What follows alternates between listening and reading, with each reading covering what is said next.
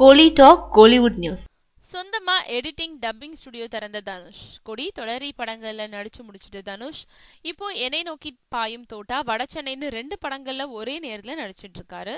மேலும் பாடகர், பாடல் ஆசிரியர்னு செயல்பட்டு வர்றவர் இன்னொரு பக்கம் தன்னோட உண்டர்பார் பிலிம் சார்பா படங்களையும் தயாரிச்சிட்டு இருக்காரு.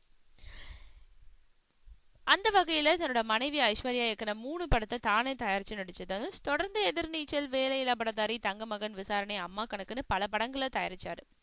இப்படி தொடர்ச்சியா தான் நடிக்கும் படங்கள் மட்டும் இல்லாம மற்ற ஹீரோக்கள் நடிக்கும் படங்களையும் தயாரிச்சுட்டு வரும் தனுஷ் அந்த படங்களுக்கான போஸ்ட் ப்ரொடக்ஷன்ஸ் ஒர்க்குக்காக இப்போ சென்னையில அடையார்ல ஒரு ஸ்டுடியோ திறந்திருக்காரு.